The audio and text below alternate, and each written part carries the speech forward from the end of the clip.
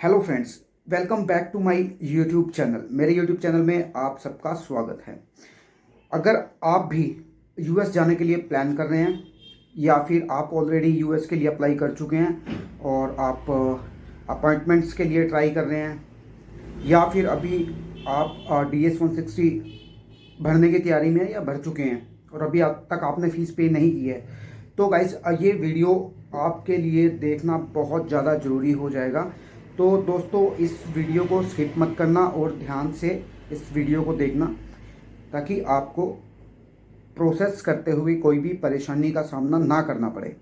तो गाइस, आज का वीडियो हम स्टार्ट करते हैं। गाइस, जैसा कि आप सबको पता है कि मैं वीडियो बेफालतू में नहीं बनाता हूं। जब बहुत ज़्यादा ज़रूरी हो जाता है वीडियो बनाना, मैं तब बनाता हूं। इसीलिए आप लोग अगर इस टाइप के अपडेट्स चाहते हैं तो चैनल को सब्सक्राइब ज़रूर कर लें। गाइस, सबसे पहला जो हमारा आज का टॉपिक है वो है you have exceeded the limits for viewing this page. आपको ये मैसेज तब आता है जब आप अपॉइंटमेंट उठाने की कोशिश कर रहे होते हैं या आप बहुत ज़्यादा फोर्सफुली चलाते हैं। और एक दूसरा एरर है, वो है एक्सेस लिमिटेशन का। जब आप अपॉइंटमेंट के लिए बार बार ट्राई करते हैं तो आप देखेंगे कि आपको एक्सेस लिमिटेशन का मैसेज भी आ जाएगा। अब ये मैसेज क्यों आता है, किन लोगों को आता है और क्यों आता है, इसी के बारे में आज मैं थोड़ा आपको बताऊंगा। तो गाइस, आजकल की डेट में सबको पता है कि अपॉइंटमेंट उठाना बहुत मुश्किल हो रहा है। अपॉइंटमेंट्स बहुत कम आ रही हैं और जैसे पहले बहुत सारी अपॉइंटमेंट्स आती थी, बल्क में आती थी और अपॉइंटमेंट्स आती रहती थी। अभी वो अपॉइंटमेंट्स उस टाइप से नहीं आ रही हैं। तो जब आप अपॉइंटमेंट के लिए ट्राई करते हैं, उसको उठाने के लिए आप कैलेंडर को ओपन करते हैं। सपोज़ आपने OFC के लिए आप ट्राई कर रहे हैं, आप बार बार OFC पे क्लिक कर रहे हैं। कभी आप दिल्ली में चेक कर रहे हैं, कभी हैदराबाद के लिए, कभी कोलकाता के लिए, कभी मुंबई के लिए, कभी चेन्नई के लिए। तो उस टाइप से आप लोकेशन बदल बदल के उसको फटाफट से कैलेंडर को जब आप चलाते हैं तो फिर उसमें क्या होता है कि जो वो सिस्टम है वो डिस्टर्ब होता है।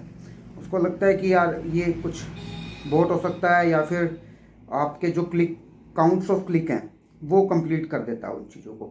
उसके बाद में आप OFC पे ही वो सारे क्लिक्स आप अपने लोस्ट कर देते हो। जब आपके वो OFC वाले क्लिक ही सारे लोस्ट हो गए, फिर जब आप काउंसलर पेज पर जाते हैं, जब आप काउंसलर बुक करने के लिए जाते हैं, तब आपको मैसेज आता है एक्सेस लिमिटेशन वाला या फिर आपको आ जाएगा एक्सेस लिमिट वाला। तो आपको इस टाइप से एरर आने स्टार्ट हो जाएंगे क्योंकि आपके अकाउंट पूरे हो गए। आपने फोर्सफुली आईडी को नहीं चलाना है, आपने बहुत ध्यान से आईडी को चलाना है कि सिस्टम को थोड़ा रिलैक्स करके चलाना है। मतलब ऐसा नहीं है कि आपने देखा कैलेंडर ओपन, आप फटाफट से टिक टिक टिक टिक आप क्लिक कर रहे हैं और फटाफट से कैलेंडर्स की डेट चेंज कर रहे हैं और बहुत सारी प्रॉब्लम्स आपको इस टाइप से फेस करने को पड़ जाएंगी अगर आप इस टाइप से चेक कर रहे हैं। और दूसरी बात गाइस, अभी जैसा कि मैंने पहले बताया कि आप सबको कि अभी जो आजकल जो चला हुआ है अपॉइंटमेंट का सिस्टम, वो बहुत मुश्किल से मिलती हैं। अब आपको इतनी मुश्किल से अपॉइंटमेंट मिली है, आपने बहुत मेहनत मुशक्क़त करके अपनी अपॉइंटमेंट भी आपने उठा ली है। अपॉइंटमेंट उठाने के बाद भी गाइस, अगर आपके DS 160 में कोई प्रॉब्लम निकली तो सारी मेहनत आपकी वेस्ट जाएगी। आपकी सारी मेहनत वेस्ट इसलिए जाएगी क्योंकि आपको अलो नहीं किया जाएगा इंटरव्यू के लिए। ठीक है, तो आप अपने DS 160 को क्रॉस वेरीफाई जरूर कीजिए और DS 160 बिल्कुल सही तरीके से भरा होना चाहिए। DS 160 ही डिपेंड करता है आपका वीज़ा यस है या नो है। और जो इंटरव्यू पर वहाँ क्वेश्चंस होते हैं वो भी आपके DS 160 में से ही होते हैं। जो आपने DS 160 में इंफॉर्मेशन फिल की होती है वो उसी से रिलेटेड वो क्वेश्चन करते हैं। आपको ये भी पता होना चाहिए, आपको ये याद होना चाहिए कि DS 160 में आपने क्या फिल कर रखा है। और DS 160 में आप बिल्कुल सच ही फिल कीजिए जो ट्रूथ है, क्योंकि ट्रूथ कभी इंसान भूलता नहीं, उसको पता होता है कि सच क्या है। इसलिए आप DS 160 में सच ही भरिए। और गाइस, एक बात और बोलना चाहूँगा, कुछ लोग क्या कर रहे हैं कि कुछ लोग एजेंट्स के थ्रू, जैसे पहले बोट वगैरह के थ्रू अपॉइंटमेंट ले लेते थे, बुक करा लेते थे। अब एजेंट क्या करते थे भाई, उनसे पैसे चार्ज कर लेते थे, बोट से उठा के उन्होंने आपको अपॉइंटमेंट दी, पैसे लिए, बात ख़त्म। उसके बाद में भाई अपॉइंटमेंट कैंसिल भी होती थी कई बार, आपको इंटरव्यू में नहीं जाने दिया जाता था क्योंकि वो गलत तरीके से उठाई अपॉइंटमेंट्स होती थी। भाई उनके सिस्टम को सब पता होता है भाई कैसे अपॉइंटमेंट आपने उठाई है, आप कैसे कर रहे हो, आपका IP एड्रेस क्या है, आप कौन क्या, सब सारी डिटेल होती है भाई उनके पास, उनका रोज का काम है। ठीक है, तो अगर आप सोचेंगे कि आप बहुत ज़्यादा चालाक हैं या फिर कोई एजेंट सोचते हैं कि आप बहुत ज़्यादा, तो ऐसा कुछ नहीं है भाई, उनको सब पता होता है। तो इसलिए मैं सबको रिकमेंड करता हूँ कि भाई सच फील कीजिए, सच भरिए और जेन्युइन तरीके के साथ अपॉइंटमेंट उठाइए और जेन्युइन तरीके के साथ ही वीज़ा अप्लाई कीजिए, उसमें आपके चांसेस बहुत ज़्यादा अच्छे हो जाते हैं। ठीक है। और जैसा कि अभी मैंने बताया कि अगर आपने DS-160 में कुछ गड़बड़ कर रखी है या फिर आप सही से चेक नहीं कर पाए हैं या फिर आप अपॉइंटमेंट नहीं उठा पा रहे हैं, तो फिर वो सब वेस्ट हो जाएगा। अपॉइंटमेंट उठाना बहुत बहुत टफ हो चुका है आजकल की डेट में, बहुत कम अपॉइंटमेंट्स आ रही हैं। तो इसलिए DS-160 पे भी आपने खास ध्यान देना है कि DS-160 में आपने क्या क्या कुछ भरा हुआ है। ठीक है। तो गलत तरीके से अपॉइंटमेंट नहीं उठानी है, DS-160 को क्रॉस चेक करना है 1 बार 2 बार 3 बार, उसके बाद ही आप प्रोसीड कीजिए अपॉइंटमेंट के लिए। लेकिन सबसे पहले आप DS-160 को वेरीफाई कीजिए, उसके बाद पोर्टल बनाइए, उसके बाद आप फीस पे कीजिए। उसके बाद आपने ये भी ध्यान रखना है कि जिस DS-160 के पोर्टल जो पोर्टल में DS-160 नंबर डला हुआ है वो उसी नंबर पर हमारी अपॉइंटमेंट उठी हुई है या नहीं उठी हुई है। तो ये चीज़ें क्रॉस चेक करनी बहुत ज़रूरी हो जाती हैं भाई। और आपको पता है कि मैं जब वीडियो बनाता हूँ तो सिर्फ इसीलिए बनाता हूँ कि जब लोग मुझे बहुत ज़्यादा क्वेश्चन करते हैं इस बारे में कि अभी क्या करना है सर, ये प्रॉब्लम आ रही है, ऐसा एक्सेस लिमिटेशन आ गया है, exceeded the limits for the viewing this page आ गया है। तो इस टाइप से जब मैसेज आते हैं गाइस, तो वो इसलिए आते हैं जब आप फोर्सफुली उसको चलाते हैं, या फिर कोई बार क्या करते हैं भाई, आप लोग क्या करते हो कि एक आईडी आप खुद चला रहे हो अपनी, वही आईडी आपने 2-4 बंदों को और बांट दी, भाई तुम भी चेक करते रहो।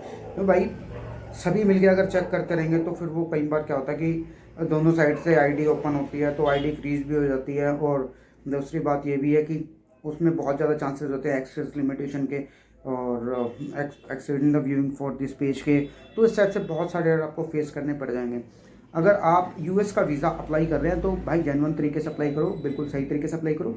और ऐसे ही किसी से अप्लाई मत कराइए जिनको नॉलेज नहीं है, क्योंकि उन्होंने तो करना क्या है, वो आपका करा के फॉर्म भर के, उनको कुछ पता तो रहता नहीं है ज़्यादा। लेकिन किसी अच्छे बंदों से कराओ आप तो बेटर है, किसी से आप नॉलेज वगैरह ले सकते हैं अच्छी। तो पहले आप पता कर सकते हैं कि इसको कुछ मालूम है भी है या ये ऐसे ही बन के बैठ गया, या फिर ये आगे से कहीं से किसी और से फॉर्म वगैरह फिल करा रहा है।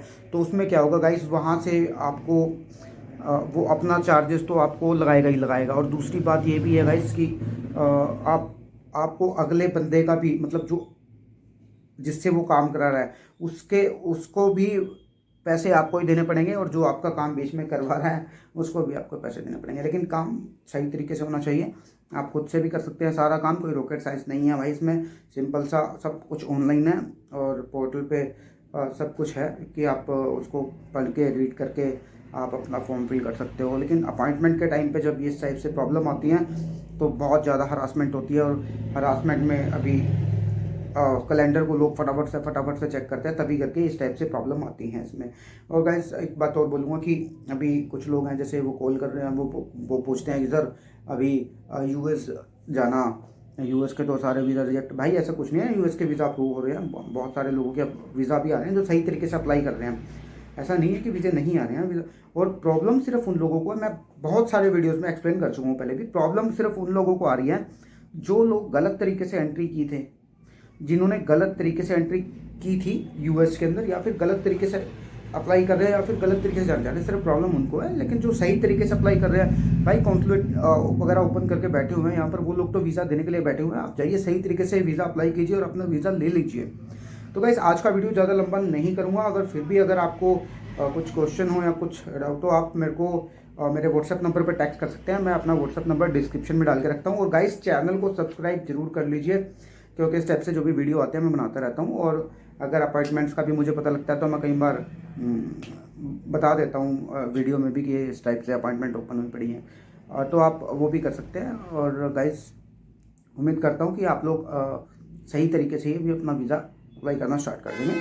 तो सही तरीके से वीज़ा अप्लाई कीजिए और सही तरीके से अपॉइंटमेंट उठाने की कोशिश कीजिए। अपॉइंटमेंट मिल जाएगी, अपॉइंटमेंट उठ जाएगी। लेकिन अभी आज के डेट में बहुत ज़्यादा कम अपॉइंटमेंट आ रही हैं, अपॉइंटमेंट्स लगभग ना के बराबर ही आ रही हैं, क्योंकि बहुत मुश्किल हो रहा है अपॉइंटमेंट्स के लिए भाई। पहले बहुत सारी अपॉइंटमेंट्स आती थी, अभी इतनी अपॉइंटमेंट्स नहीं आ रही हैं, इक्का दुक्का ही आती है। वो भी इतना आप चेक करते हो, इतना आपको वो दिखता है, इतना वो ऑलरेडी बुक हो जाती है, या फिर जब आप बुक करने लगते हो तो फिर कोई ना कोई एरर बीच में आ जाता है। तो इसलिए गाइस श्योर रहिए कि आपका जो प्रोसेस स्टार्ट किया था जब आपने प्रोसेस को अपने, तो वहीं से आपने सही तरीके से उसको किया है कि नहीं किया है। कहीं ऐसा ना हो कि आपके DS-160 में कुछ गड़बड़ हो जाए या फिर नंबर में कुछ गड़बड़ हो जाए या DS-160 आपका बार कोड मैच ना करे, उसके बाद में आप इतनी मेहनत लगा के महीना 2 महीना 3 महीने लगा के आप अपॉइंटमेंट भी उठाओ, उसके बाद में वो अपॉइंटमेंट फिर से बेकार जाए, आपको फिर से सेम प्रोसीजर में फिर से फंसना पड़े। तो इसलिए गाइस थोड़ा ध्यान से सारा कुछ क्रॉस चेक करके एक बार 2 बार 3 बार क्रॉस चेक करने के बाद ही आप अपना प्रोसेस स्टार्ट कीजिए अपॉइंटमेंट के लिए गाइस। उम्मीद करता हूँ ये वीडियो आपके समझ में आ गया होगा। ये वीडियो मैंने क्यों बनाया, वीडियो मैंने इसलिए बनाया था, बहुत सारे लोग कह रहे थे कि सर एक्सेस लिमिटेड और exceed the limit for viewing this page, इस टाइप के एरर आ रहे हैं, और बहुत सारे लोग हैं उनकी अपॉइंटमेंट्स भी कैंसिल हुई है, तो वो क्यों हुई है, तो इसलिए मैंने आज ये वीडियो बनाया भाई। और आज के लिए इतना ही, फिर से मिलते हैं एक नई वीडियो के साथ में। Thank you.